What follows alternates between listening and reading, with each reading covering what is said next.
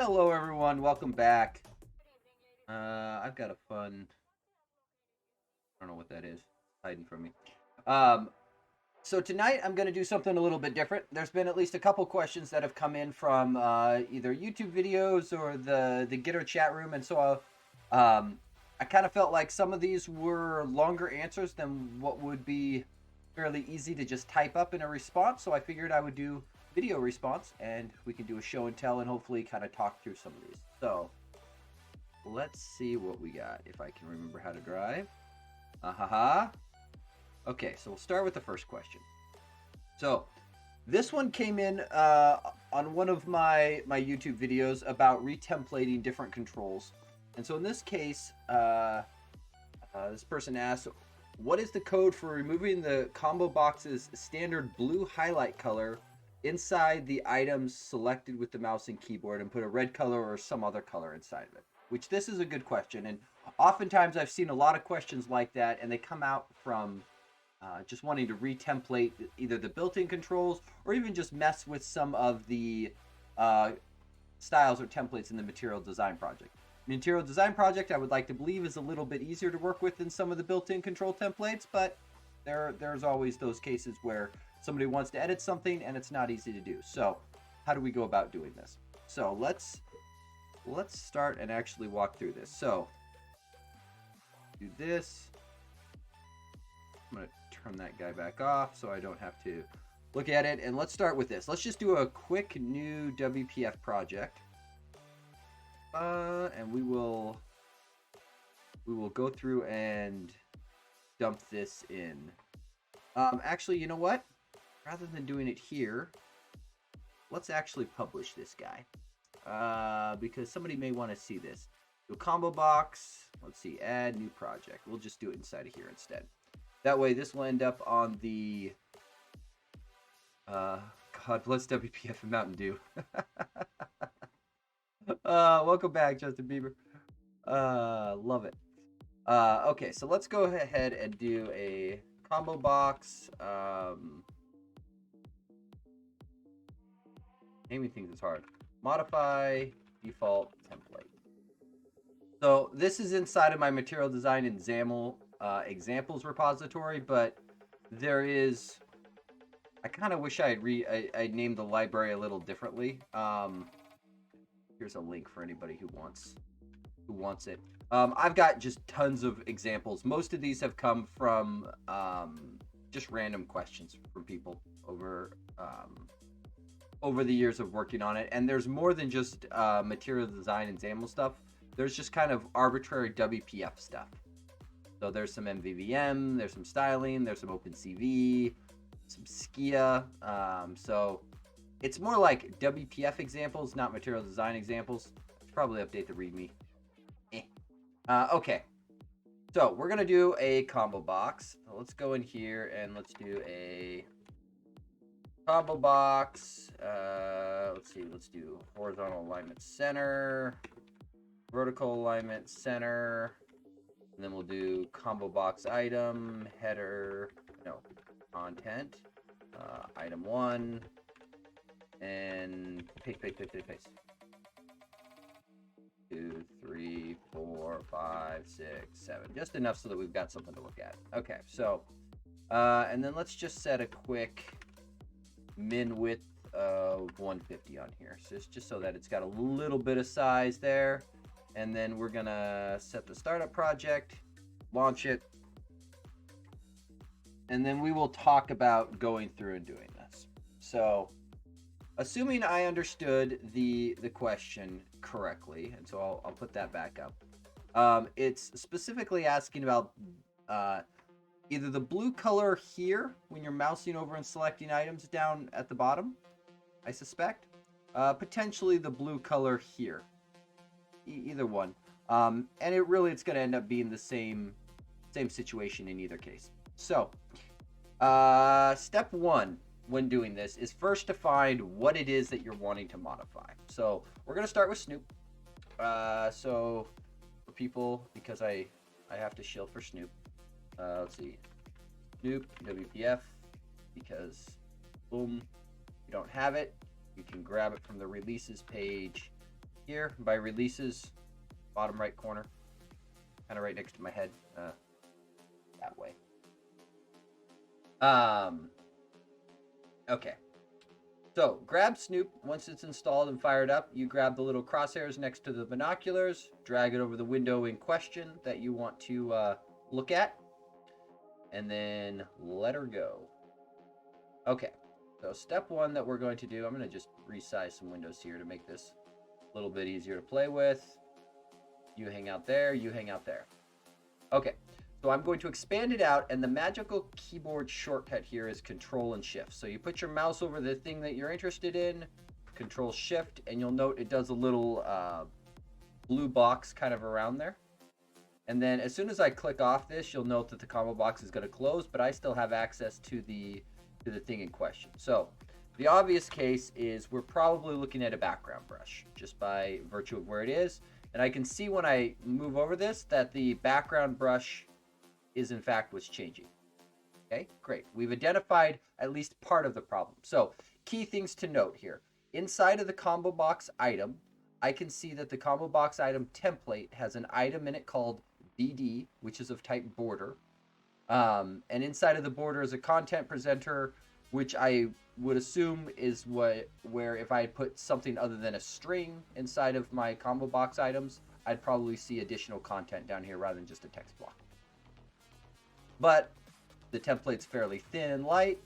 The border background is what I'm interested in.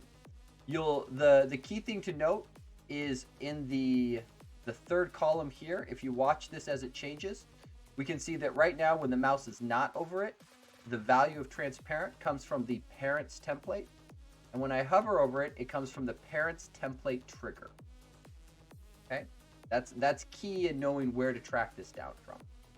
So the templated item is in this case going to be the combo box item. So if we were to look here, we can find it here.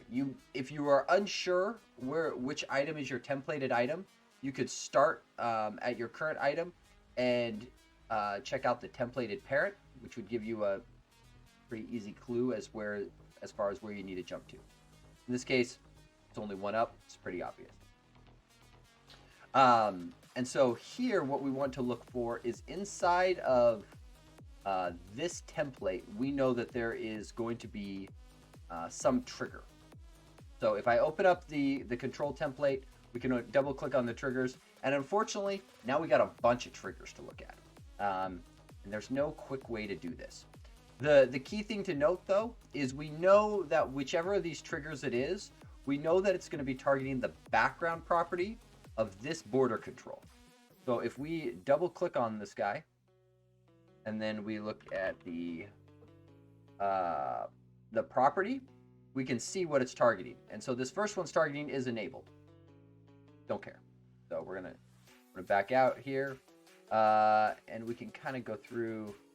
Oh, I'm sorry, it's not the trigger property that I care about. The setter property. So kind of. Let's go back and look at that because I said that incorrectly.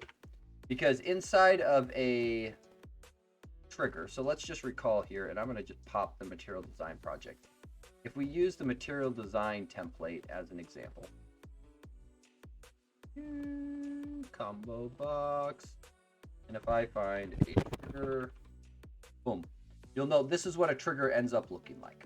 So there's a regular trigger is going to have a property and a value, but what we know is that there's a setter on one of those triggers that has something like target name BD, property background, value of blue or similar, and that's what we're looking for. So we come in here and so where am I at?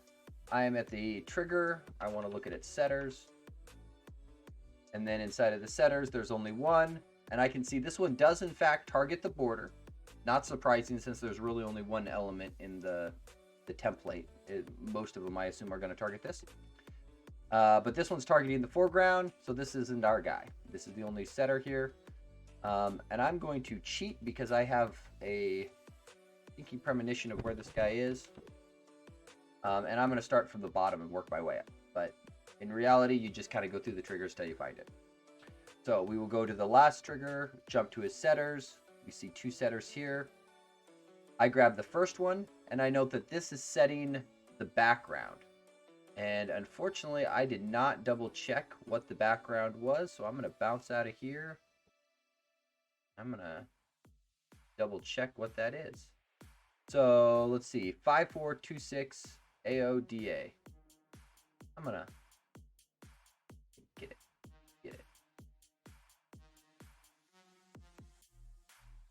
Boom, got it. I'm just going to screenshot that guy real quick. So, paste. Just so I can remember the target value that we're going for. So, write it down, do whatever you need. Okay. So back here, we're going to go template, jump in here, triggers, we'll go to the last one, we will look at his setters, and we'll start here. So we can see he's setting the background, and the value in question, 5426 AODA. So this is the value that we were looking for. That's the setup, or where it's coming from. So now the question is, well, how do we change this? And this is where it gets a little bit unfortunate in the answer, is you don't. Because unfortunately, what this is showing us is that the value for that blue is hard-coded right into the ComboBox items template. And so to change this, we would have to replace the ComboBoxes items template. And that's kind of a pain. With the material design project, it's easy.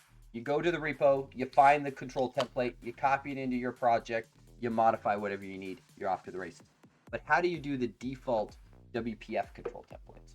Now, I think before I had shown, let's see, where is it? This guy, default WPF templates. So there is, yeah. So there is this site here that Microsoft has where they show, oops, ignore that link. This is about styles and templates. This is the one we want. The one that actually has the styles and templates. But it's worth noting a couple things. One, this calls out that this is Net Framework Desktop 4.8. And then more importantly, these aren't actually accurate. So not surprisingly, Microsoft has updated these. But if you need a reasonable starting point for your template, you could come in here. So if we find our combo box item, we can come in here and we can look and see that immediately we know that this can't be the template that we are seeing at runtime, because this one has admittedly a border inside of it, but the border just has the name of border and there's no triggers on this template, which is immediately suspect. So this is a combo box item template, but it's not the one we have. So how do we get the one that we have? Well, conveniently, I have done that for you. So if I drop down into styling, yeah. So I wrote a little project. I made a thing because I'm a developer and we make things. Let's see. So if we go here for people wanting a direct link into it, styling, default template. This, if you want just this project, there's a link to just that one. But when we fire this guy up, it's a very simple thing. But you get a drop down, you get a list of all the default WPF controls, and you just go pick the one that you need. So in our case, we want combo box item. So there's, if you wanted to see the combo boxes defaults there, but we can go combo box item. And so this specifically is actually grabbing the entire style. Sorry, I can't make the text bigger. I just built this, so I didn't add font sizing, but I did do syntax coloring. But the important part here is we can see combo box item. We can go down, we can find the setter that's assigning the template property. And then we can actually grab the control template for the combo box item. And if we look at this template, this immediately starts to look a little bit more like what we would expect. So for example, the name of the border is called BD. Okay, that at least lines up with what we were seeing before. Inside of the control templates triggers, we start seeing multiple triggers in here. 1, 2, 3, 4, 5, 6. And one of these guys down here, let's see, 5426 AODA. This guy. So this trigger here, we can see, is what's getting fired specifically for when the so remember, this is the combo box item, not the entire combo box. When the combo box item is not selected and the mouse is over it, and the keyboard is focused on it, then the background is this color. Or I should say the panel background is set here and the border color is set here. And this is unfortunately the piece that is being asked about, or at least one of the potential pieces.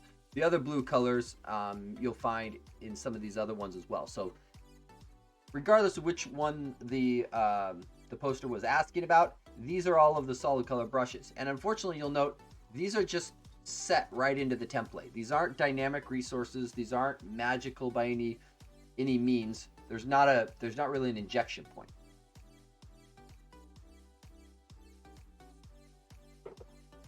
So given that, what we can do if we want to actually change this is we can grab this control template. We're just going to scroll up through here. We will grab this control template.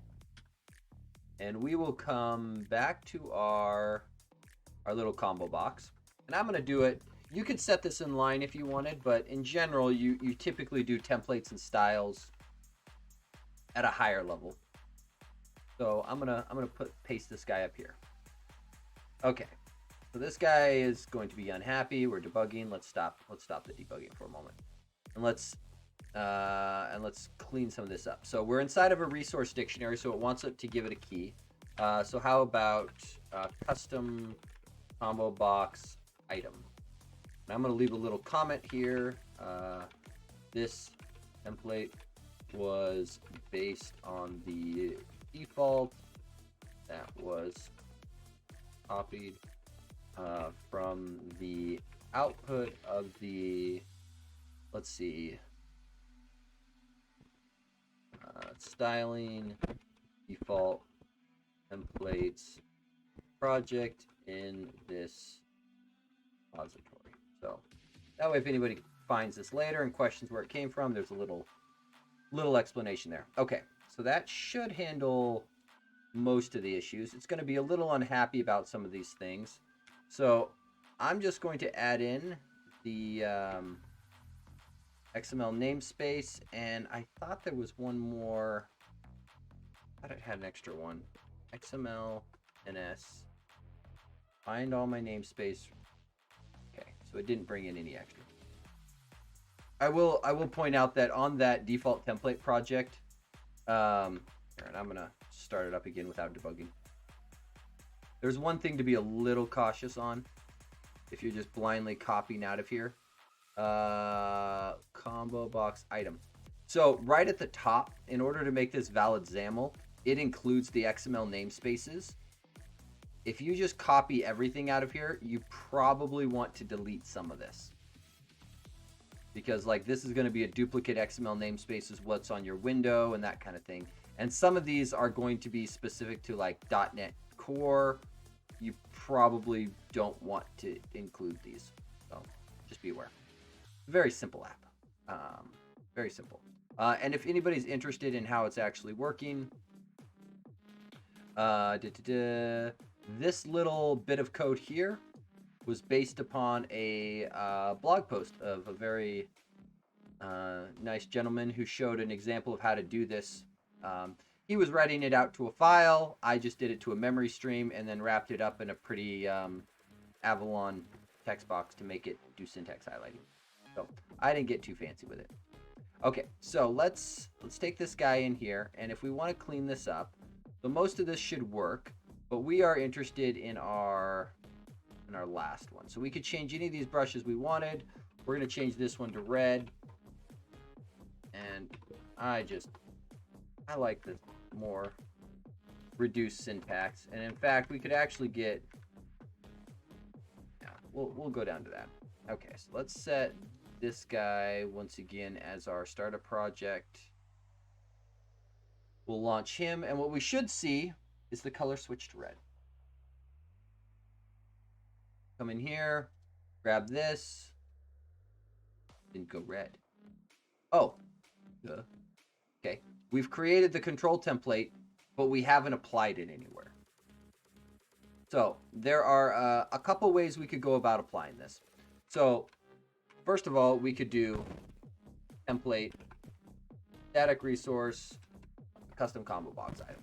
This is one option. A more common approach that you see done, style X key custom combo box item style, target type combo box item, and then based on static resource X type combo box item. And then don't worry, I'm gonna go back and explain this in just a second, but typing and thinking is hard. Value, static resource, custom combo box item. So this is another approach, and this is fairly common in what you'll see people do, is rather than just directly assigning the template property, is we'll create a style. The based on is actually critical, because if all you do is create a style targeting combo box or combo box item, this will override the default style. So all of this extra stuff, all of these setters that were in the default style will get dropped. But by doing the based on, what it will do is it will look up whatever the default style is, or the implicit style is the magical terminology for combo box item. And then similar to like how you have a derived class in C#, this will be a derived style that's overriding bits from the base one. So this is similar to like a base class, base style. In our case, we are only going to override the setter for the template property, and we'll let the rest of it flow through. So then this one would look like style, static resource, custom combo box item style. So if we look at this, items 1 and 2 now should get our pretty red color. Boom. Oh, I guess we only changed the border. But we changed the border brush. Let's make this a little more obvious. Color green. We're gonna make this as ugly as we possibly can. So there, we have a green background and a really ugly red border. But you'll note it's only on the first two items. The remaining ones still have our default coloring. So one step further would be to do an implicit style. So style, let's see, target type combo box item, and I'm actually going to base this one on our custom combo box style. And this is a pattern you'll see like in the material design library as well. So you'll note I don't assign an X key to it, which means this thing will have a key assigned to it that's based upon the target type. This is how you declare an implicit style. And what will happen is all of these other combo boxes where there is no style explicitly called out, what it will do is it will look for an implicit style, and it will start walking up the resources. So it'll look at the combo box resources, nothing there. Grid resources, nothing there. Window resources, there is one here, right? And then after the window, it jumps to your app.xaml, and then finally the WPF defaults. But in this case, it's going to find one on the window and go, oh, okay, so for this window, every combo box that doesn't have an explicit style set on it, I'm going to use this style. And this style is based on our custom one. Our custom one's based on the default WPF one, but our custom one also sets a template that has some brushes.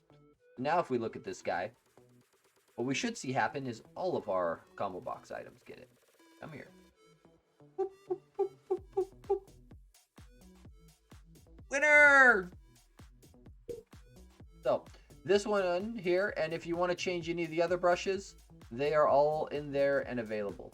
You'll note here as well, this is being very explicit about setting all of these properties. it's actually identical to just go through and, in this case, we don't need to disambiguate and fully qualify the properties. Like, most people would end up writing this setter much more simply. Right? So most people, rather than spelling out all of these setters, would do something like this. But when you are doing things the long way or the decompiled way, it fully qualifies all the things, so, which is fine. But that's the view. This thing here will give you the view as the fully specified version, because you'll note it uses attributes or element syntax for everything.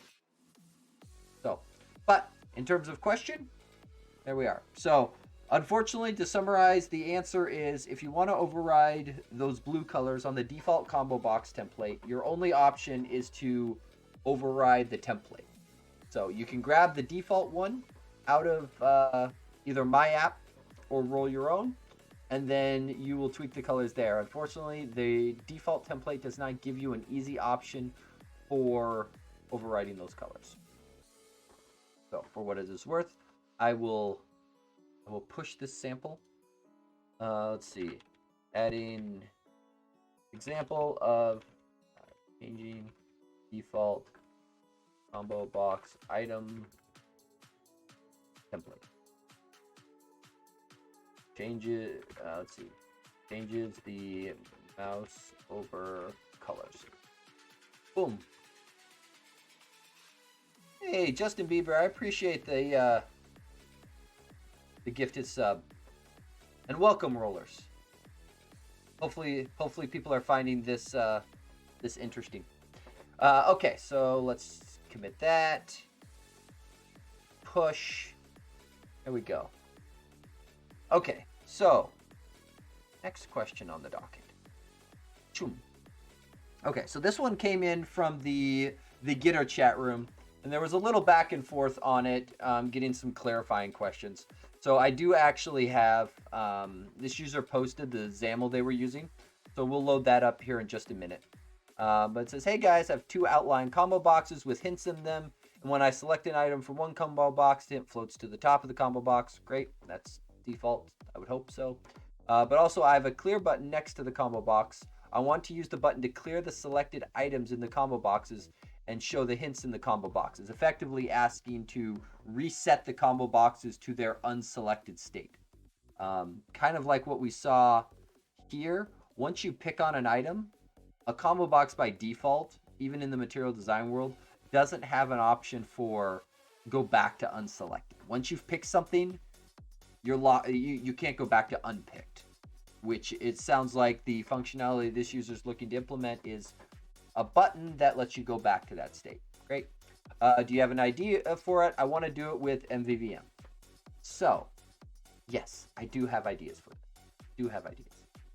Okay, so let's go through and look at this, because the combo box, let's do, what is basic? Huh. I don't know why I nested that one. New project. Okay, so we're going to do another WPF project. Oh, I didn't put that other one in the right directory, did I? Hang on. People have difficulties with ListBox and ListBox with scrolling and clicking controls in the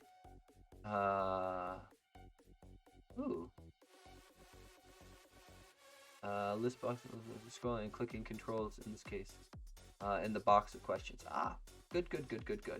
I'm going to save that one off in my list, Justin Bieber, and I suspect I'm going to have time tonight. I may circle back to that one. Thank you for the suggestion. Okay, so I'm going to turn that question off, and then real quick, because I'm realizing I probably just botched my commit. Yeah, I did. I'm dumb. Stand by one moment. Let's see, where's reveal in File Explorer? It's Alt-O, I believe, is the hotkey. Boom, there we go. The problem is I took this guy And by default, they get put up a directory. Paste. Oh, and Visual Studio is going to be unhappy with me, so let's close Visual Studio. Try again. Okay. And then I need to edit the solution file really quick to just move it down a directory.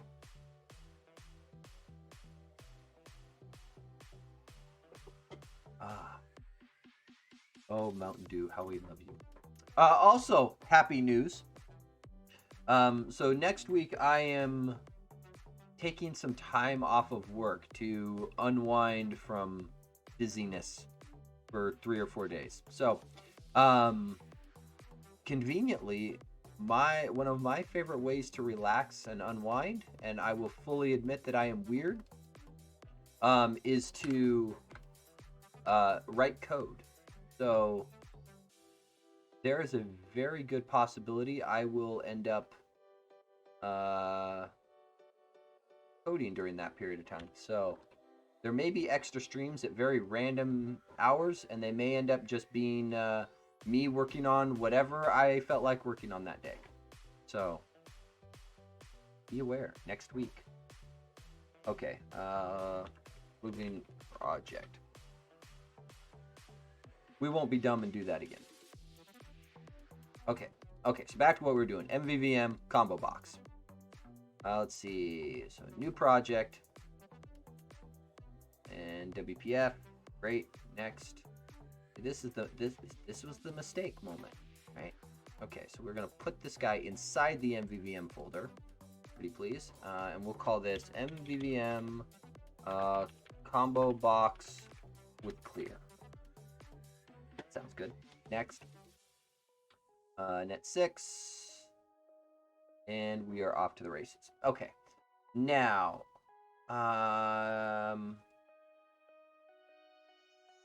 let's not do this.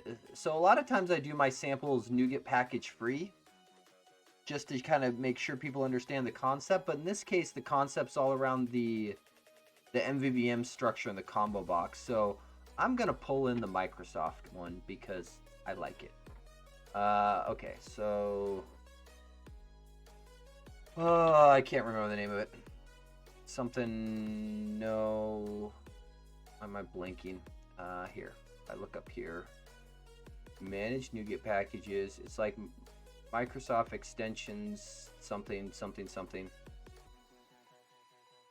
Row coding in C#. Yes, very much yes. Microsoft Toolkit. This is the guy. Very much love my C#. It's my bread and butter. Okay, so this one we're going to leverage Microsoft Toolkit MVVM because it's a good one.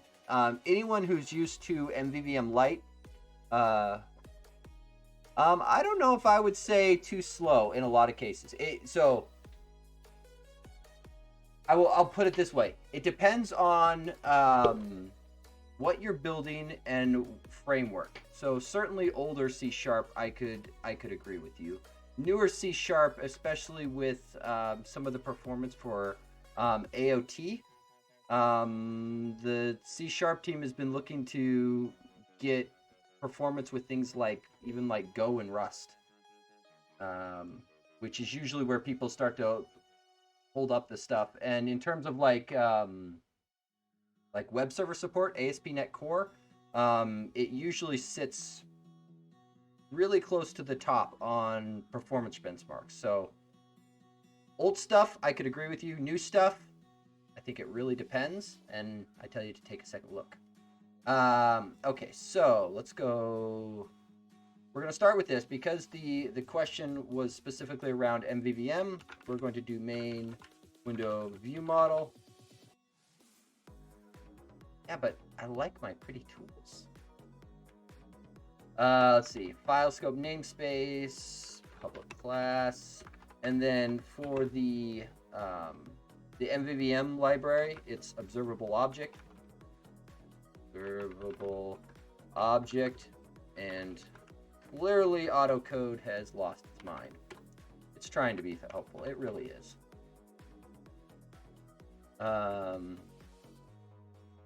There we go there. Okay, so let's see. So from the original post, here's the XAML that was shared. And paste, and let's take a look. Okay, so I'm going to break this down a little bit. So this is leveraging material design. So naturally, we'll just go add material design to this too while I'm at it.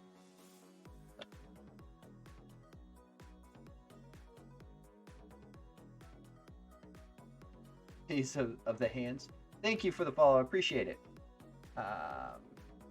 So material design, and so for anyone wondering, this is a question that came in off of the Gitter chat room, just for how to do a combo box with a clear button with MVVM.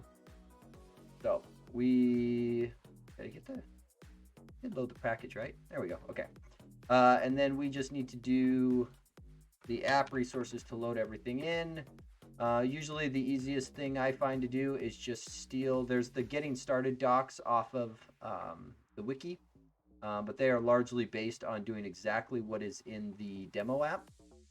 So oftentimes I'll just go in here and go, gimme, because you need line, let's see, I need, we'll just grab the whole thing, and I'll delete what I don't need, because I don't need all this. I don't need all this stuff, but easier to grab and delete. Oh, stupid. Come on. Learn to do it.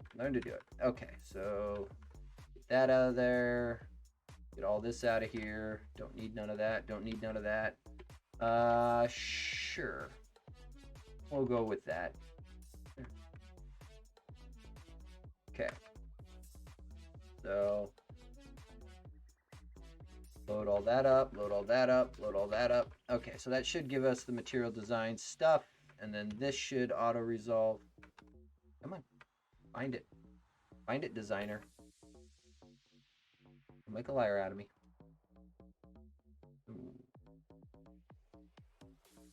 Thinking compilation. That is one of the drawbacks of me putting all of my projects into a single solution. I don't know how many are in here, but it's a lot. Okay, so we're gonna flatten some of these guys out. Yes, I saw the compile warnings. No, I don't care at the moment. I just want to get this guy to load up he's really not wanting to help me. So there, just give me the namespace, pretty please. I don't want to fight with you. I just want you to do what I asked. Okay, because I want to look at what this thing is binding to and what I am missing. Okay.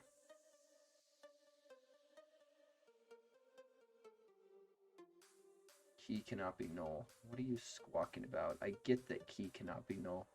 Oh, it is this button's content. So whatever this is doing, this looks to be doing some localization. I'm going to simplify and just call it clear. There we go. Okay, and then this thing looked to have a grid with 3 columns. So we'll do, I don't know what the spacing of this is, so we'll just come up with something that looks reasonable. Column definition, boom, and then vertical alignment center. That gets me down to there. Let's see, so okay, so that'll work. This thing has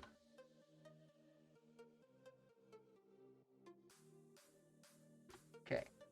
We've got a couple items in here. Now, I believe this thing should be able to figure out the data context because we named it appropriately, right? And that means it should then write code for me. Gen me a property.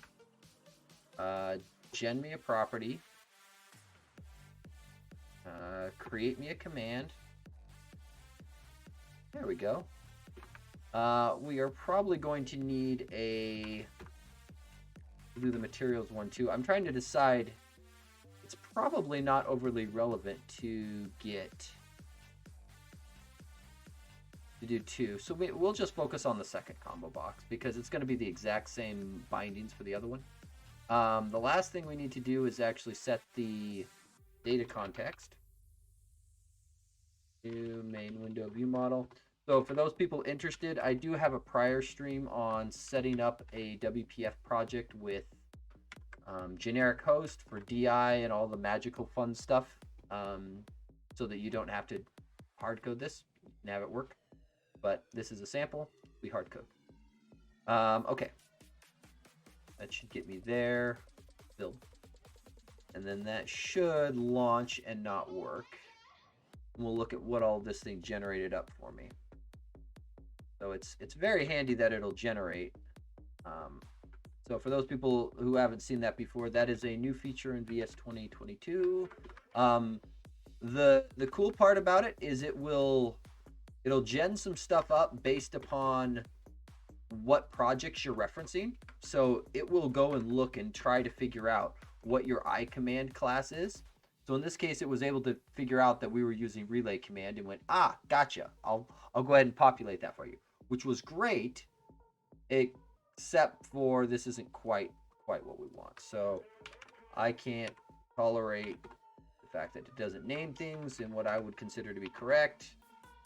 We'll do that, do that, do that. It also apparently doesn't handle global reference types. So that's even more fun. So we'll clean this up, clean this up, clean this up. Okay, so we need a station base components list. There's nothing overly fancy about this.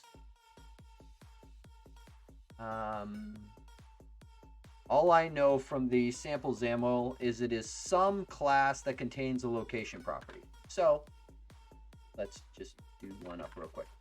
So public, and I'm actually just going to use a record class because why not? If we're going big, how about component? Because I don't want to think too hard.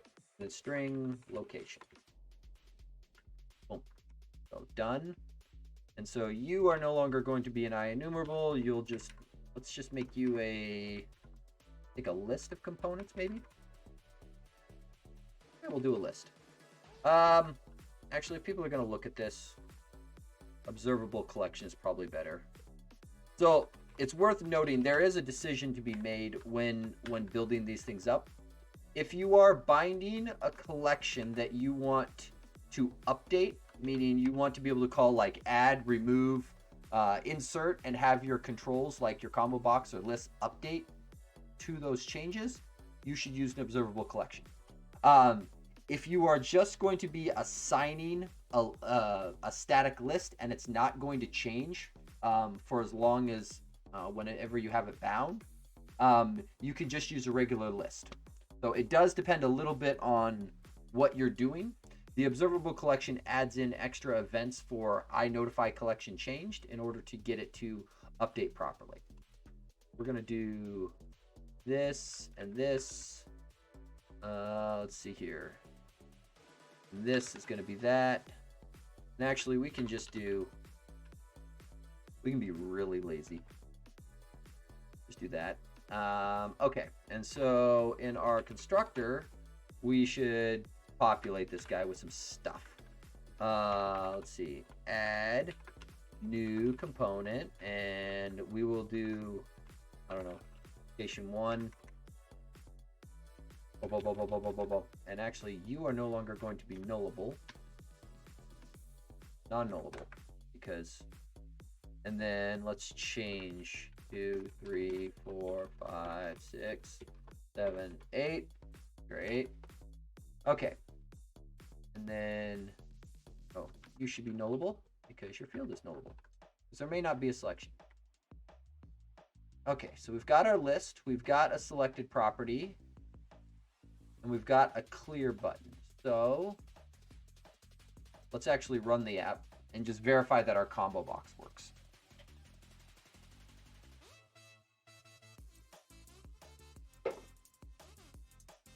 Okay, drag this over here. we've got this. I am noticing that our coloring is a little off. Let's adjust that really quick because I didn't set up a style. Static resource. Go design window. That should get. There we go. So because my computer is set to dark theme, and because the base theme we set to inherit, if you set it base theme to inherit and you're on Windows 8 or newer, it'll track whether you are in dark or light theme in Windows and adjust accordingly. So we've got this. Seems to work just fine. Great. Let's just validate that our selected property works as expected. So when I click on an item, so 5, value that comes in is 5. Previously was 3. Okay, so ComboBox works appropriately. And I will call out, I am making some assumptions because the original poster's question just said with MVVM. So if you are coming to this fresh and not familiar with what this set property is doing, there is a little bit of magic that is occurring from this observable object, specifically implementing the iNotify property changed. Do that. Just so that it can raise the appropriate events and notify it. So if you are trying to test this in your own app and it's not working, start here. Make sure your properties are changing as you would expect. Okay, now for the question of clear. This is going to be pretty anticlimactic. Select component gets null. So the default state to get the ComboBox back where it began, we're going to try to hot reload this. See if it works. Is just to clear the selected item property.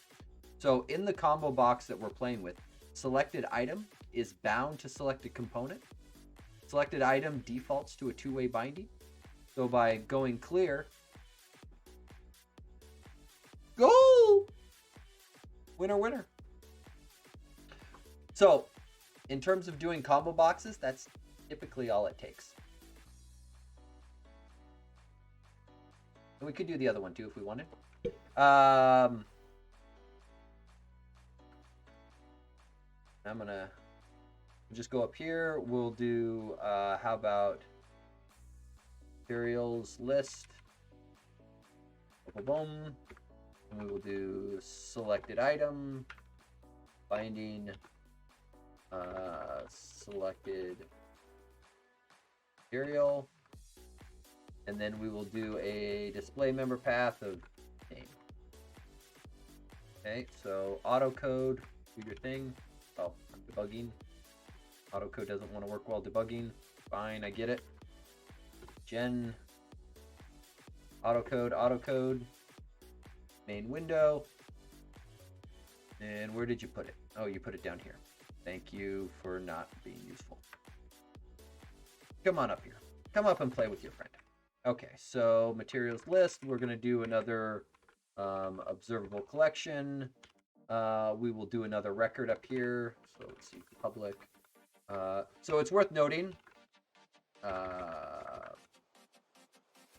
string name, I think is what we'll call it. These two are the exact same thing. Microsoft introduced record types in C# 9, and in C# 10 they introduced record structs in addition to record classes. And so just for naming parity, before you always had to specify them without the record class or record struct, but then when they added the other one, they had to disambiguate. So now either syntax is valid. I tend to prefer to be explicit and just call out record class. To each his own. Okay, so no, don't do that. Don't do that. Just fix the naming. I did request, because I got to preview this autocode feature from Microsoft. I did request that at some point they have it follow the naming conventions. Like if you have an editor config or similar, please just follow the default naming conventions. Which feels like not too big of an ask, but okay. There's that. There's that. So material list, we'll just new it up. Boom, and then we will come down here. Oh, this guy needs to be material. And technically, I don't need to make him a material. I could leave him as object, but in real programs, you would end up making this the actual type that you're bound to. Let's go with material. Didn't I call it material list? Oh, materials list. Let's see. Add new material 1. Boom, boom, boom. Okay. 2, 3, 4, and 5. And for our clear, we will just do select material. Oh. Not equals equals. 1 equals. Typing's hard. More Mountain Dew fixes that though.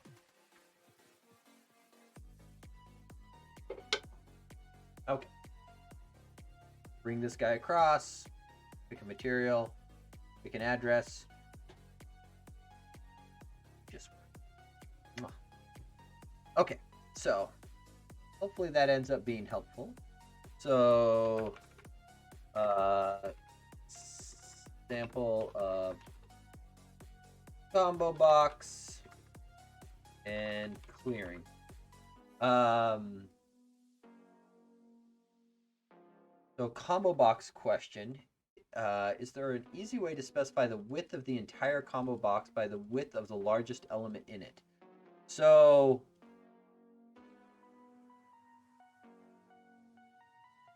not well, so we can go through and try this.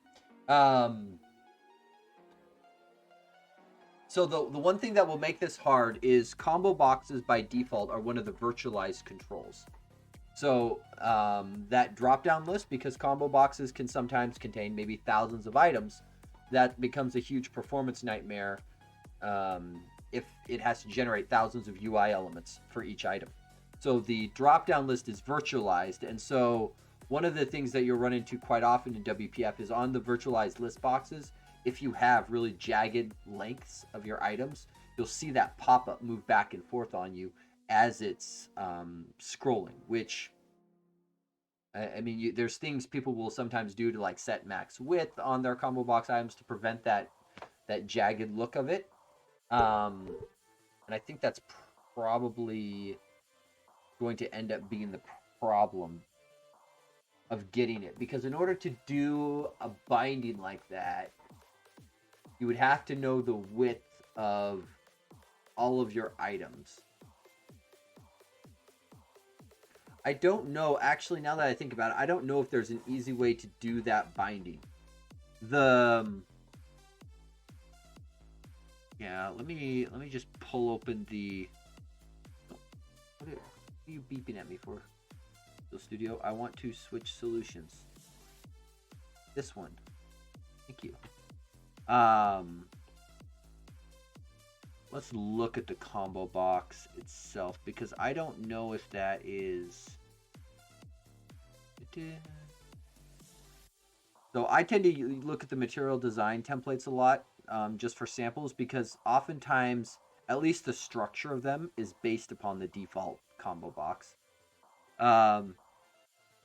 Yeah, I don't know if I'll dive too deep into it, but I'm a little curious at the moment to just see where it'll take me. ComboBox item template. Oh, it's the one right next to it. Because the ComboBox item, its content is good. The ripple is effectively being used as a content control. And so in order to know the width, you would ultimately need to get the ComboBox items, and those would... let's see, pop-up box. That's the... Where is the ComboBox pop-up? Yeah, you would end up, I think, having to roll your own. So I'll talk through it, but I think what you would end up having to do is roll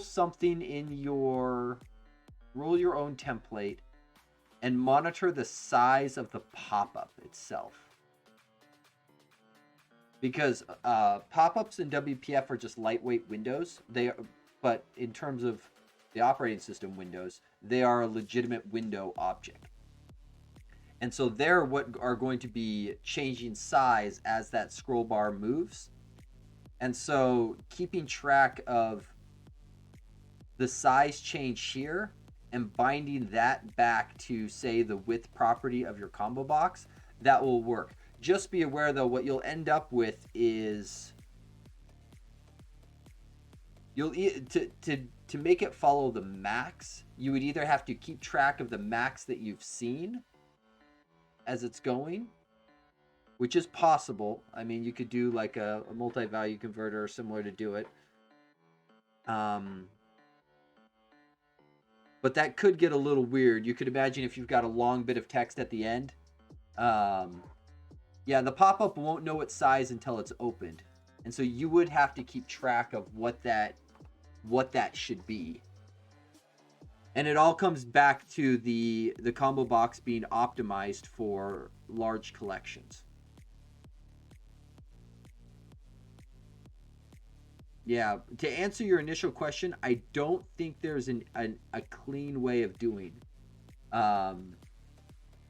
Yeah, it doesn't know the size because it doesn't know the size of all of the items in its collection. So buried inside of all of this thing is this scroll viewer with this items presenter. And this is ultimately what is going to contain all of the virtualized items in the dropdown.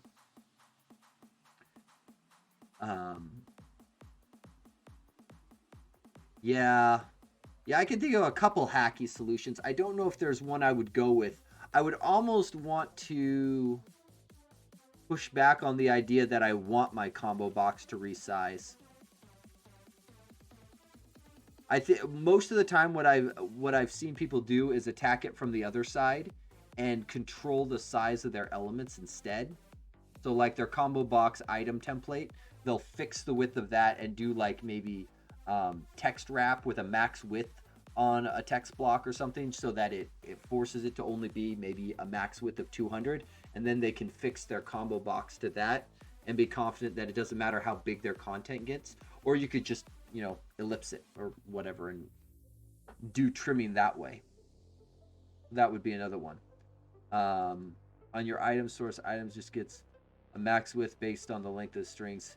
Yeah, though remember that the combo box items don't have to contain strings. They technically, when they are rendered, they can have their own templates. So each item could be templated. And theoretically, because the combo box item supports a template selector, the templates could be different for every single item.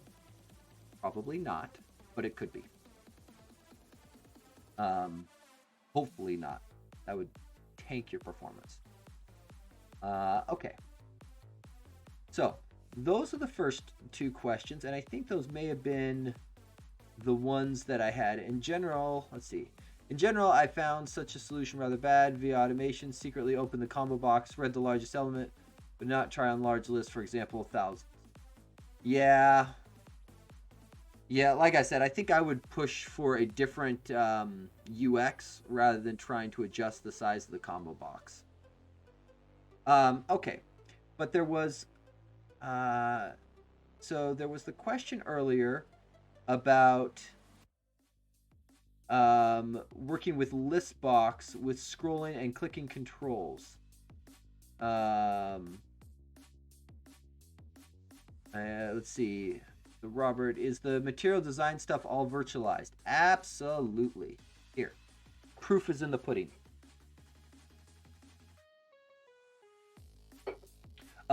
Justin Bieber, when you were on the question that you posted earlier about the list box with scrolling and clicking controls, do you want to expand on that a little bit more? Because I'm happy to go through and run a list box sample. But here. So inside of the demo app, you'll note we have virtualized combo boxes, long list of items. And you'll note the scrolling, performant. And then editable and one with a floating hint and yada yada. I think these are all actually all bound to the same list. I think they all have 1,000-ish items. When you nest a list box inside of a list box. Oh, that's interesting.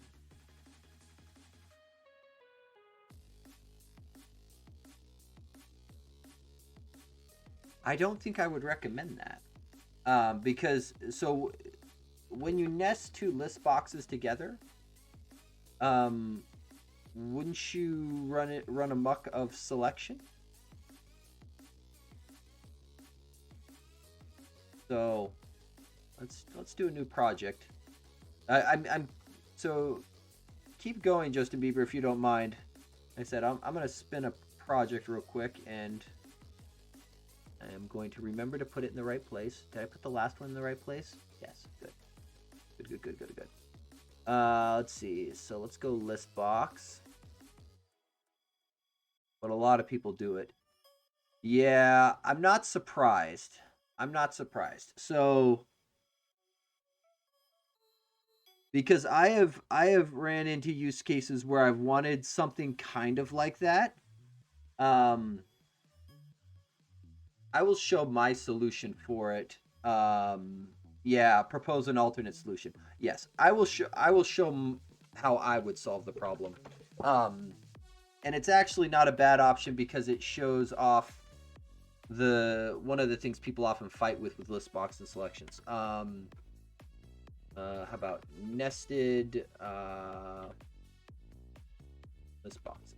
Sure, we'll do something like that. Yeah, sure, net 6. Why not? Okay, so close all but this. And then I'm going to. I guess I don't need a view model, do I? Because I can just.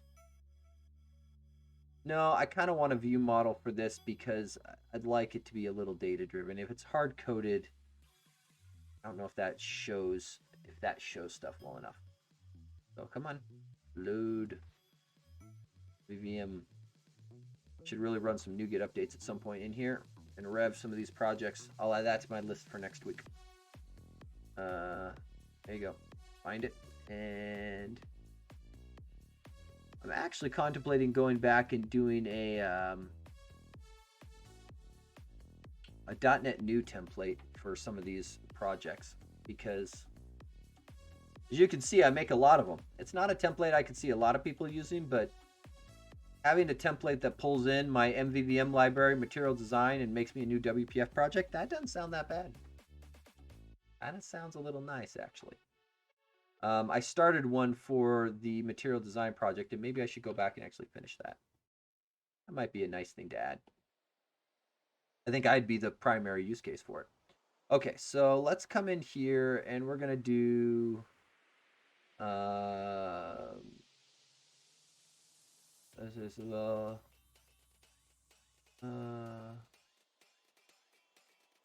let's see...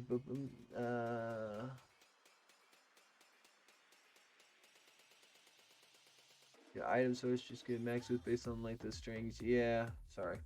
Looking back through chat. Okay, so I'm gonna spin some basic stuffs here real quick. We'll do a main window view model. I really wish I think I'm going to have to do some .NET New templates. Maybe that will be something I make. Observable objects. Maybe that will be something that I make next week as a set of templates for all of the common stuff that I do because I'm annoyed. Okay, so there's that guy. We'll set him up here. File scope namespace. Data context gets new main window view model.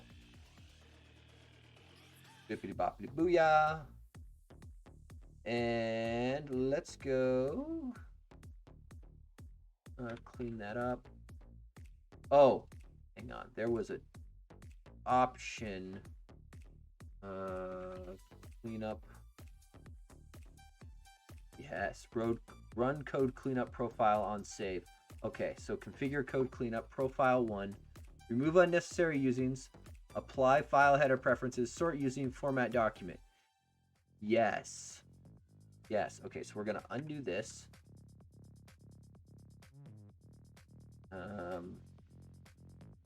And when I go save. What? Did it not? Oh. Save. Oh, my world is so awesome now. Oh, yes. I had my boss showed me this button. I did not know it existed. So you can have, when you automatically save, rather than me remembering the keyboard commands to always clean up and format the documents, the code cleanup tool built inside of Visual Studio, there is an option. So tools, options, text editor, code cleanup. You can have it run your a particular profile on save, and you can configure what those profiles do. So have fun with it. And apparently this window is, this is a WPF window, and clearly highly problematic because about part of it replies to theming colors, the other part doesn't. And clearly does not scale with font size. So even better. One second. I'll log this. I keep logging Visual Studio bugs against this because I apparently must be one of the few people that changed the default font size to be bigger, because when I'm streaming, I want people to be able to see stuff easier. And a large percentage of Visual Studio is not hip to that default font size change. Not hip at all. Okay, so let's figure out what we're going to build here real quick, because we're going to need basically a collection of collections. So we're going to start with an observable collection. Let's see. Observable collection. And what are we going to make this?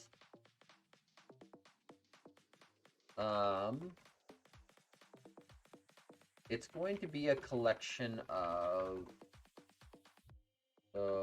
record class. I don't need it because even though I'm gonna gen these up, I don't need it to be fancy. A thing that contains other things.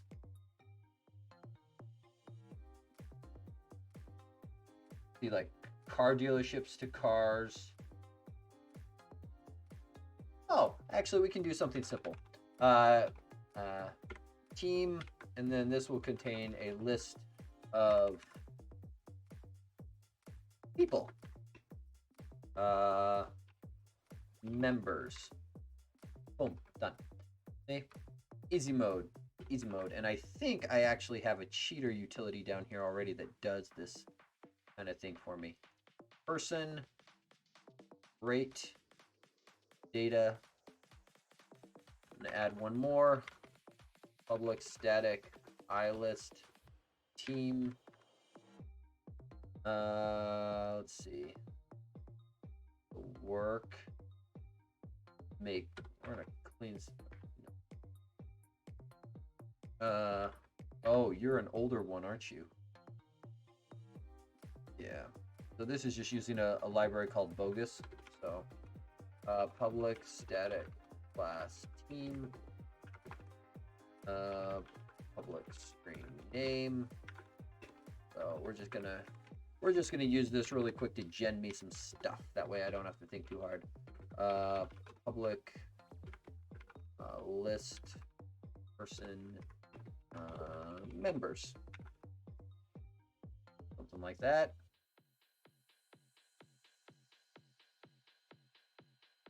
Oh, I did static and that was dumb.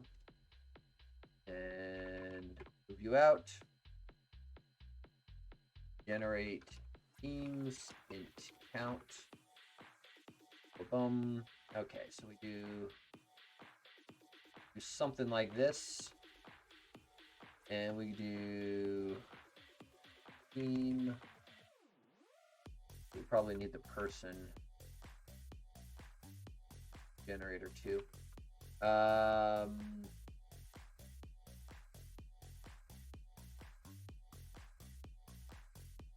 Go person generator and team generator. Sorry, slight detour, but I use this stuff enough that I would rather have it built out, ready to go. Okay, so with the faker library, strict mode just means if I don't set up a binding for a particular, for all the properties, yell at me. So we will do name, and then this will do,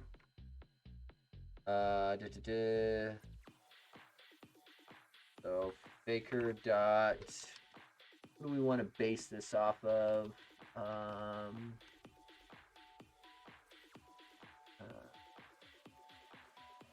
Generates names. What a name. Job type, random, first name. Job title.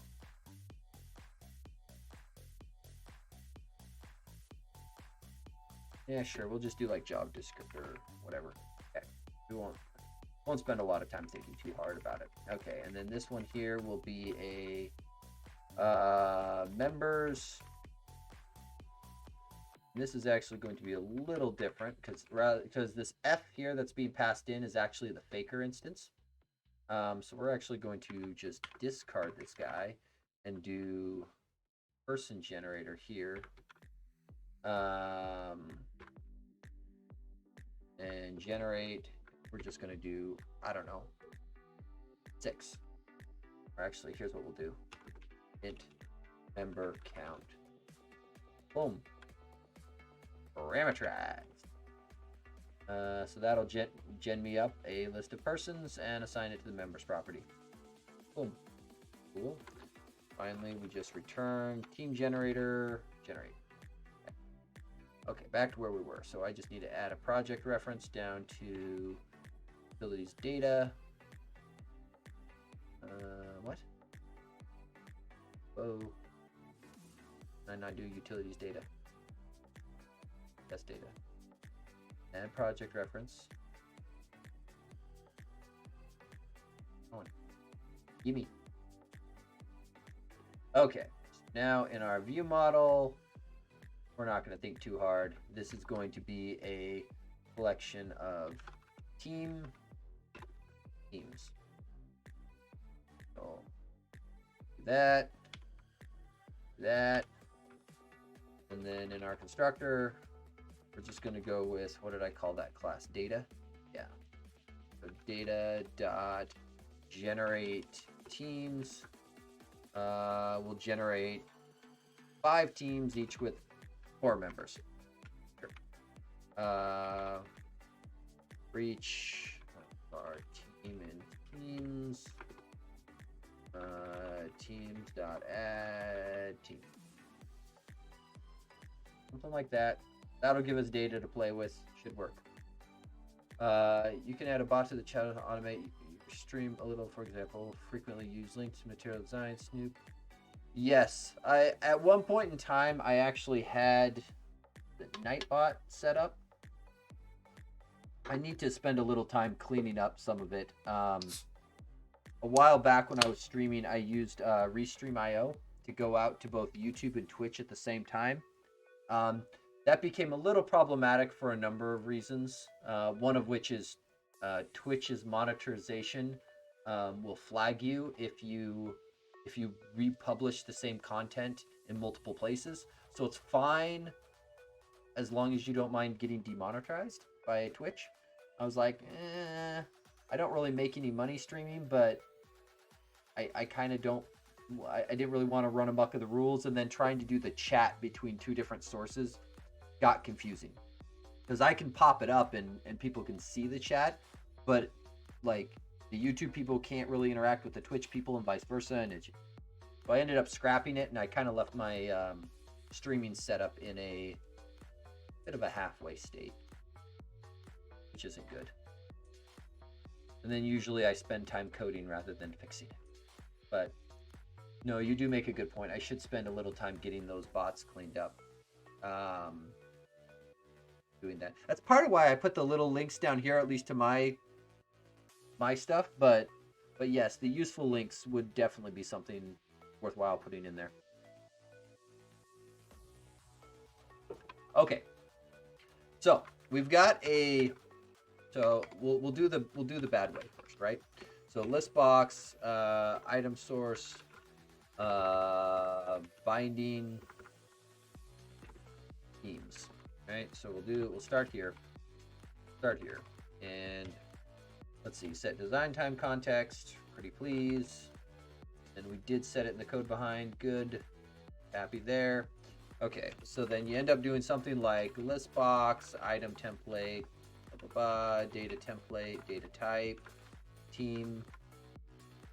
I gotta do x : type team. Why that isn't auto resolving for me? Really? You're gonna be that dumb? Okay. So XML namespace : and we'll call it data, I guess.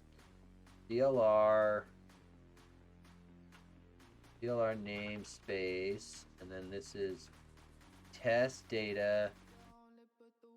There. So then you're just data.team. Is that really that hard? Team does not exist in namespace. Yes, it does.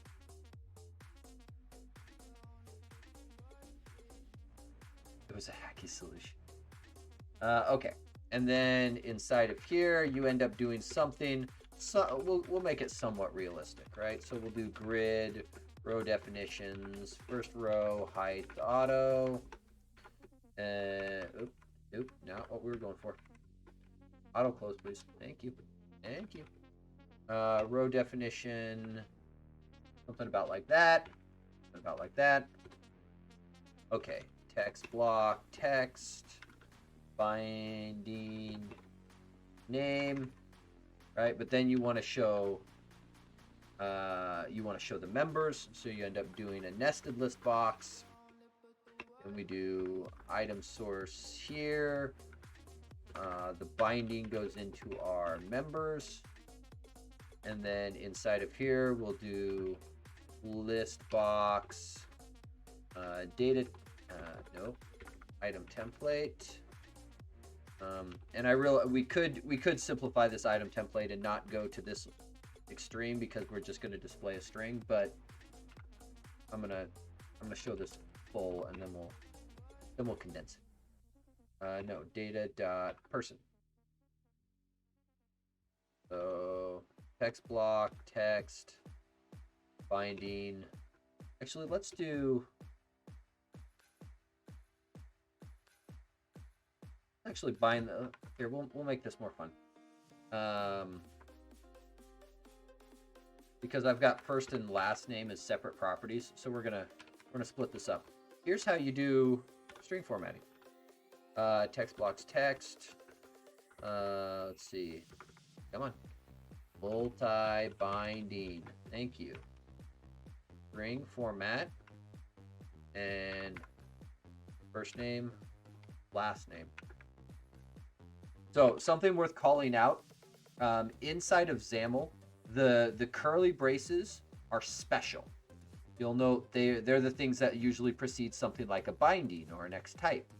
And so if you try to do a string format like this, the XAML parser gets very, very confused and tries to parse these things as markup extensions because it thinks, oh, I should be finding a binding or a type. It has no concept that these little things are actually supposed to be the string format parameters. So the way you escape it is you start your string off with open, close, curly brace, and then carry on your way. These things will be ignored. They won't matter. but then it means the rest of these things won't get treated like markup extensions. They'll be literal strings. Okay, so binding path, first name first, I guess. And we'll do last name.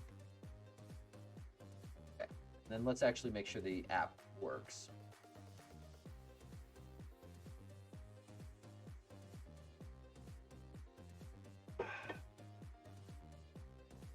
Well, it bound to stuff. It's just not showing anything anywhere, which is not exactly exciting. Okay, so here, no binding errors. Huh? Okay. Well, hang on. Snoop, come here. Because as everybody knows, that's my go-to tool. So we lead with that. And then the first thing I'm going to do is just flip over to the data context, and I just want to look at what my object is. So I got 5 teams. Great. Team has a name of direct. Great. Has some members. First name, last name is empty on this person. So that's part of the problem. First name, last name. Okay, so these people are not useful. Oh, I know what happened. I know exactly what happened. I was an idiot.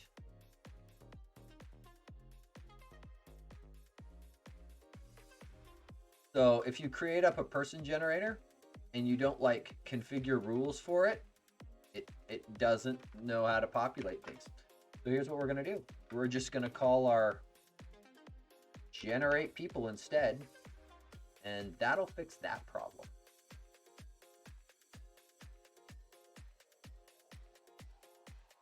Okay, so that got us a little better. The only thing we're missing now is the name. And it's because I put both my text block and my list box in the same grid row. So we'll just bounce you down one, and that should... Okay, so we've got corporate, dynamic, regional, district, dynamic. Great. Okay, so I assume this is kind of... And keep me honest, Justin Bieber, I assume this is kind of the structure that people would run amok with. Is I've got some kind of collection of collections, or I've got a collection of thingies that may in itself have a collection. Because obviously this team template could be a lot bigger. There could be more stuff in here. So the first thing that I usually don't like, or where the question I've seen start in many places, is people come forward with the question of, hey, how do I disable selection inside of my list box? Because oftentimes it's like, I either don't want to be selecting my people in here, or I don't want this outer selection one to work for how it goes. So it's like, okay, but disabling selection isn't quite the right solution of where I would go with this. So if you're on the material design project, there is a attached property that got added to ListBox. I don't know if it's at here. Let me look. Really? Windows, I don't understand what you're beeping at me for. Let me just look real quick, because there is one in here for ListBox. I think it's actually called ListBox Assist. And there's just an is toggle. I believe there was something that got added for disabling selection. Maybe I'm wrong. Maybe it was the toggle I'm thinking of. I'm going to shut up now because apparently that's not there.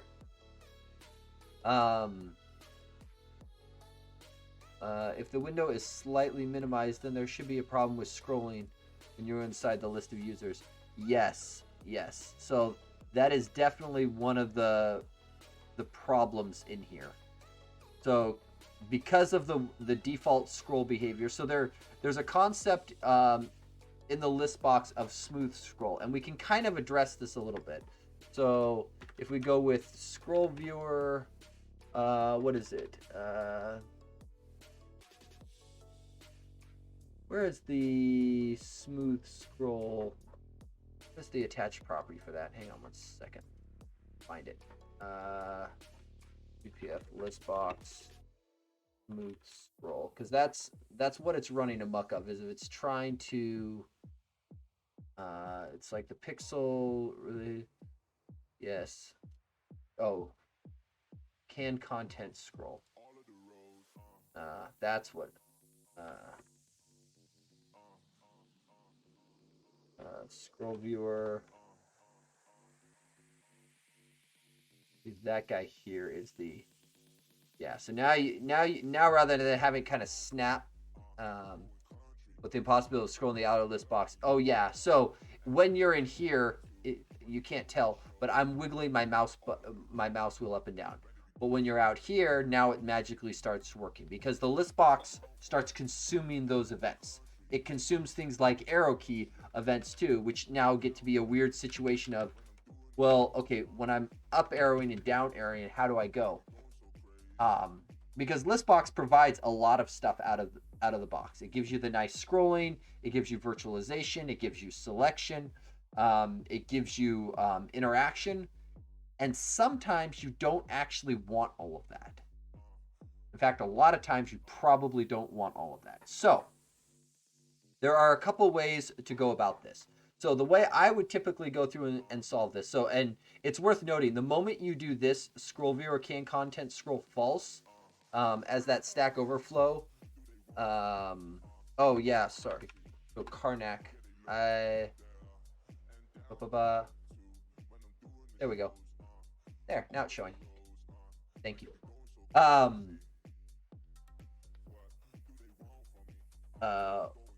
Once, hang on, train of thought, stack pop.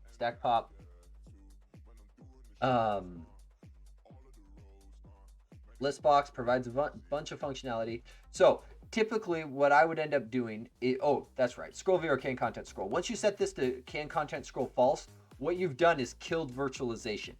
Because by allowing this thing to kind of scroll part way by pixels, it's really, it can't do reasonable virtualization. When it's snapping item to item, that's one of the things that allows it to do virtualization, because it needs to know how many UI objects it's going to be. And because the height of each of these items could be very different. It's very possible that you run into a situation where, maybe one of these teams has 50 members and that just fills up the whole list, right? So making this gives you the nice scroll, but it kills virtualization. So you need to be careful using it because it will destroy perf on big lists. Okay, so the way I typically would go about solving this is killing off ListBox, because usually when you have ListBox inside of ListBox, the reason most people say, ooh, yuck, is because you don't usually want the selection inside of selection or the interaction inside of the interaction. And so often what you want to do instead is the outer ListBox. I guess it depends. Sometimes it's the outer ListBox you want to get rid of. Yeah, so Robert, you're jumping ahead. So an items control would be the typical solution. So I'm gonna kill this one off. And items control is actually the base class of ListBox. So ListBox starts from an item control and works its way up. Did that hot reload work? Oh, that is awesome. Okay. Hot reload, you are awesome today, and you get big points. So, but you'll note the first thing that went away, I lost my scrolling. Because ListBox actually needs both of them. So in the case where you actually want to start building this back, scroll viewer, wrap this in. There are situations where you want to have a selection function both internal and external. I've seen those, but usually so the few times I've had clients ask for things like that, I've usually pushed back on them to try to understand their use case, because typically that's not what they want. They think that's what they want, but it's not what they want. It's usually there's an alternate UI that can meet the interaction needs a little bit cleaner. But and this is actually also the solution to when people ask the question, how do I disable selection in a list box? this is usually my recommended approach, is scroll viewer with items control inside of it. Because this is, with a list box, this is a big thing of what you get, is the template for a list box is going to give you a scroll viewer with that items control. Just like we saw in, I think I was showing it on the, really? Why are you, I do not understand why you are so unhappy about switching.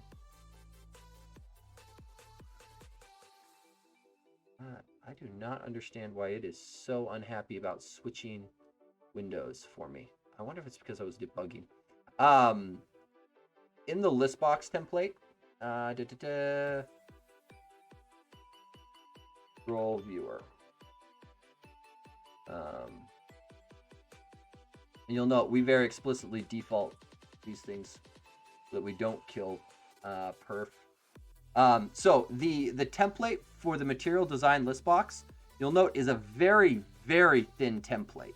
Because sometimes people get weirded out of, I don't want to do a scroll viewer and an items control. It's like, you do realize that the default template that the list box has is really very, very small.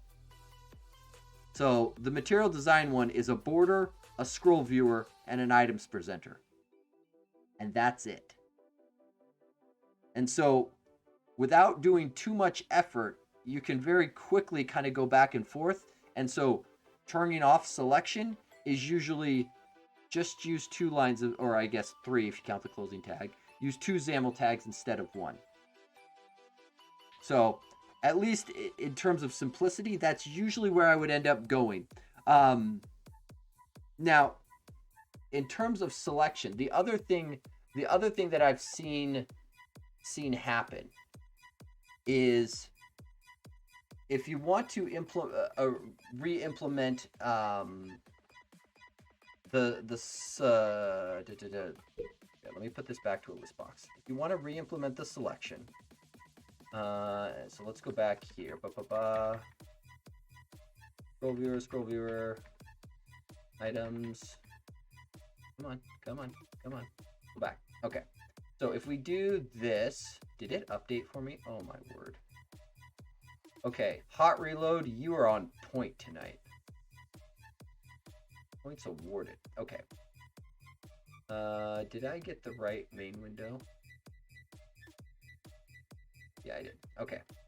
Perfect. So if we go in and look at the list box template. So you'll note the one for the default WPF, which is what we have here. So list box, border, scroll viewer, and then inside of the scroll viewer, there's some, this is the scroll viewers template here. All right, so if we look at here at the templated parent, you'll note the list box template for the default one is very similar to the material design one. It's just border, scroll viewer, and then items control, which expands out.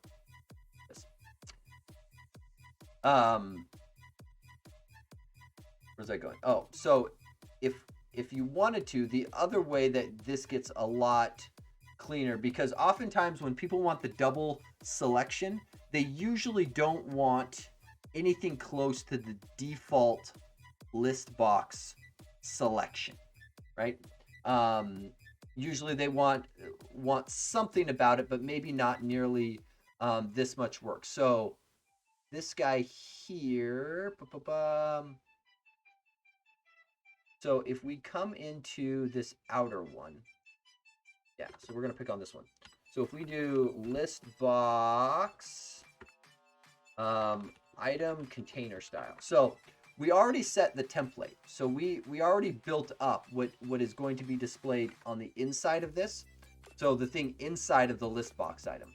However, if we want to get a little more control over it, so for example, we set from this point, this grid down.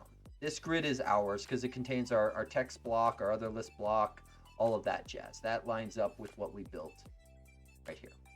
Okay. But if we want to actually control things higher up, like change the way the selection looks, because typically when people actually do want like that double level selection, this look is usually not what they're going. Like I've seen things where people are like, oh, I want a little tick here, or when I only want to show like the delete icon on the selected item, or something to that effect, right? We want to do something a little bit different. So what we can do in here, though, is we can do style, target type, list box item. And then we could do something simple of like just modifying some triggers and whatnot to tweak properties. But let's get a little more overkill. So style setters. Let's do a setter on the template. And then setter value, control template, target type, list box item. Boom. Okay. So in here, content presenter, right? We'll just slap one of those guys in. And I think that still gives us pretty close. I'm going to restart because I don't trust that hot reload at this point. It's been on point, but I don't trust it. It's one of those, it's almost working too well that I've lost all faith in it. Okay, that's okay. So it was working. It's working. I just lost all my faith. So you'll note here before there was that background control of what was in there, but I've now effectively turned off selection. So even though this outer list box has a concept of selection, its way of rendering it, I've just taken it away. What's your favorite Lambda function? Oh boy. So when we say Lambda function, are we talking C# function? Like one of these guys?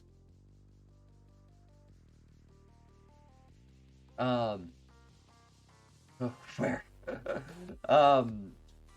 Yeah, so favorite one in there is probably going to, yeah, it's going to have to be in the system link namespace. Probably, so like select and where are definitely the most used. Trying to think, my singular forever alone. Love it. Okay. I think that is an extension method that needs to be written. That needs to be written. Rather than singular default. I think I might go with so the most clever ones that I'm always proud of is usually something with like a select many where it flattens a collection. Those ones are always fun when they get going. Honestly, one of my other favorites, and it's not necessarily a one that comes down as like an expression, but using an IEnumerable from a link function to do a string join is one of my favorite things, because that's always one of those things where like people have this idea where I've got a list, I want to say pull out all the people who are named Fred and concatenate their last names together with commas, right? And you'll always see that, oh, is it the first person, add the comma or trim the comma at the end, or weird things like that. And there's some clever things you can do if you write your own iterator functions and then just feed your iterator function into a string join. Mwah. One of my favorite ways of getting away with it. Okay. So, but something like this. So if you do end up saying that, okay, I need a list box, I need nested list boxes, and I want to do something with the selection. It's like when I'm debugging, it doesn't want to switch things. Overriding the list box items template itself can often be a very clean approach to doing this. So what we can do here then is let's do, I'm trying to think what's an easy thing. So let's imagine that only on the selected item that we want to say show a delete button. We'll go with that because that seems like a plausible use case. So if I do something like grid Grid column definitions, column definition there with auto, boom, something like that. We'll do that, do that. Content presenter goes inside. It'll be on grid 0, and we'll just do button. This isn't gonna work, but for now, we're gonna just put it there. So grid column 1. This will actually also be a good example of how you add buttons to all your items. Right, so I've now got a button, and we're gonna just vertical alignment top. But let's imagine here that what we want is, okay, I only want this button to show up for the selected item. So what we can do down here, and I'm gonna just give this guy a name, delete button. We can come down here on our control template. So control template triggers, trigger property is selected. When that is, how about when it's false? We will do a setter of the property visibility, and we will set the value to collapse.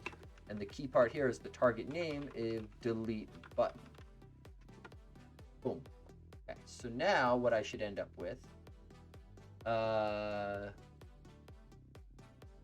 is I've got this guy here, and if I click, so again, I've destroyed the UI for the how selection looks, but I can still leverage that functionality because WPF controls are lookless, meaning there's the separation between the style and template from the code that actually adds behavior to it. So the ListBox item still has all of its behavior like it did before, but now I can go through and say, okay, only on selected items do I want a delete button. And so something like this, oftentimes, again, if people are wanting the ListBox and ListBox thing, I've typically found that they don't want the default look and feel of ListBox. That's almost assuredly wrong. They want one of the ListBoxes tweaked, kind of like this, with either the behavior slightly altered, where we drop the selection behavior, or we mutate that selection behavior to look a different way, because the default is ugly. Yeah. I keep thinking you should publish a book on WPF best practices, solutions, and common problems. Oh boy. Oh boy, oh boy. So I'm actually helping work on that Essential C# book. So with any luck, there will be a free online version of it. There's not currently a section for specific frameworks, but there will be a yeah, and this is going to sound weird. Unless people are really into having hard copies of books, I would tell you to not purchase right now. There is the potential of a free online copy of that coming.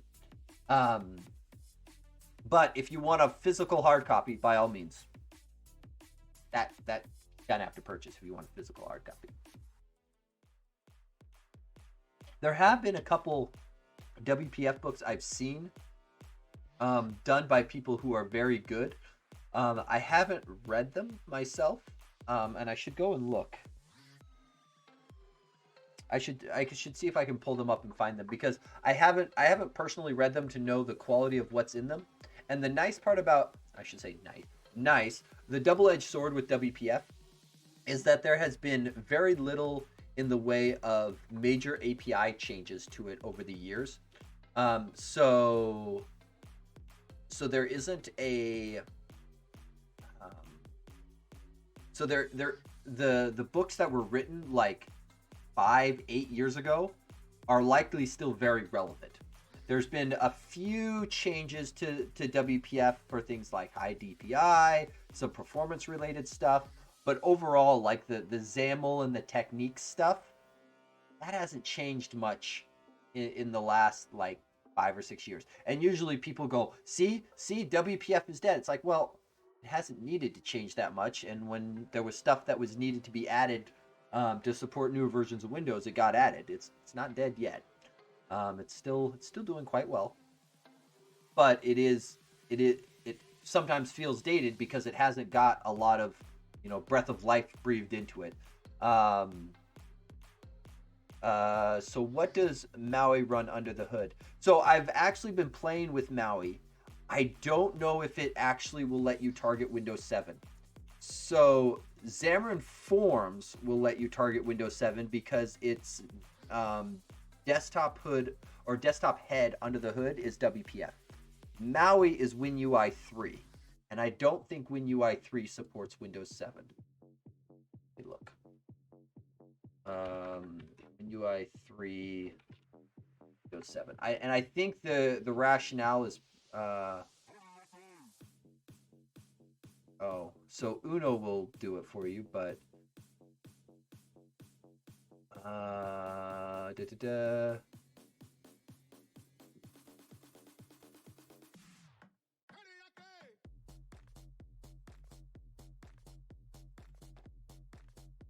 yeah, and this is part of why so MAUI isn't GA yet, and given that it's not GA now, I wouldn't expect them to try to support something to target Windows 7. So WinUI 3 is great, but WinUI 3 is only going to be currently supported operating systems, of which Windows 7 is not.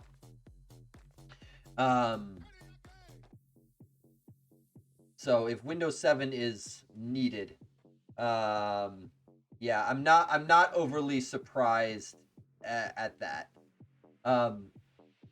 Uno is one that I've actually wanted to play with for a little bit, and I've kind of briefly touched it, but it lets you write UWP flavored XAML, and I'll say it that way, and then they compile it to all the things.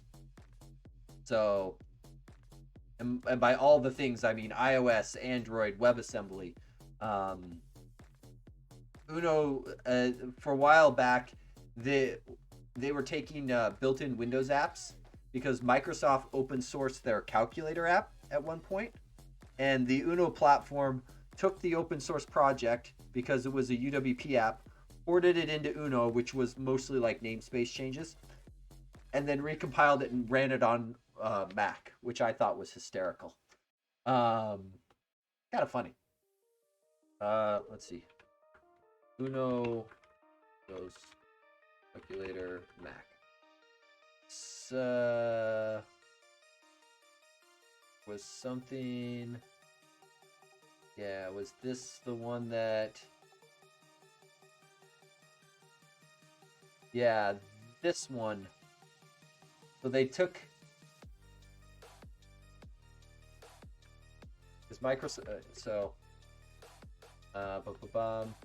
as far as the links to the essential C# stuff, that is so this should look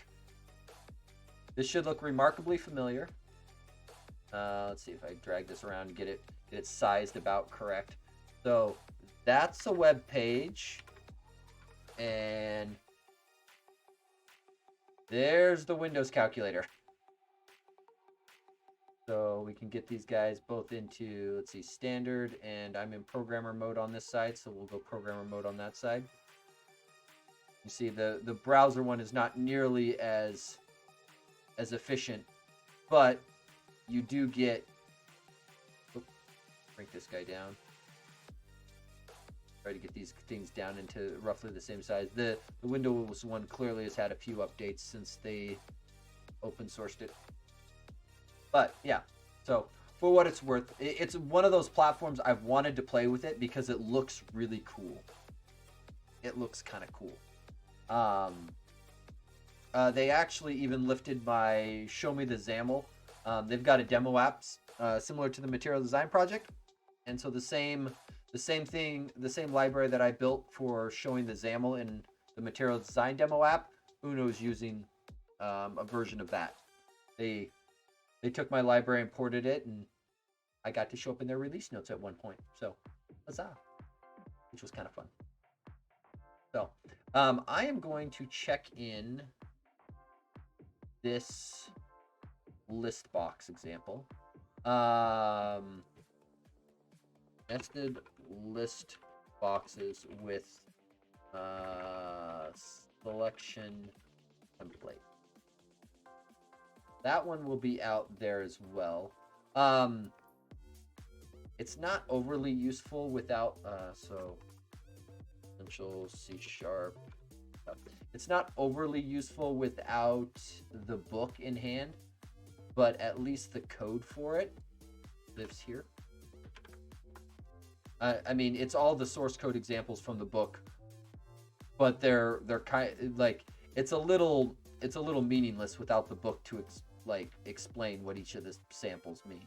So, but the code is there, and there will be, like I said, there is work in progress here, because you can see the book only goes to C# 8.0. There is a 9.0 branch being actively worked on, and there is more stuff coming. So hopefully in the next couple weeks I'm going to get more time to work on it myself, so that should be fun. Cool. Okay, with that said, I think I may wrap up a little early tonight. But like I said, I'm taking some vacation time next week and plan on doing a lot of coding, and will likely stream a bunch of it. I may try to limit how much rabbit trailing I do, just because there's a few projects that I'd like to get releases out the door on, the material design project being one of them. I want to fix the Color Kraken library or project that we've been working on to get its deployment cleaned up and pushed out. There's some icon updates and changes I'd like to do in there. My gaming table app, I want to get some more progress done on. I think I'm converting it to a web app. I'm about this close to saying it's a web app. Partly because I've been doing the project as a means of learning things. It started off as wanting to learn SignalR, specifically serverless SignalR. And now I'm like, well, I kind of want to learn how to do like security and identity inside of ASP.NET Core. So that might be a good way to do it.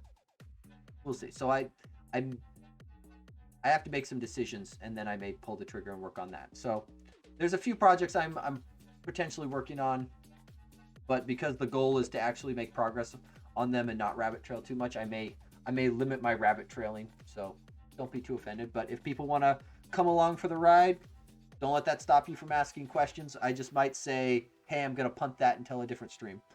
But I will keep things added to my list. So with that, thank you everyone for coming and hanging out. For the people whose questions I went through and did, hopefully that was helpful and useful. As always, I appreciate people's questions and hopefully patience, as it sometimes takes me a while to get all of that stuff posted. So we'll say happy coding. See everyone next time.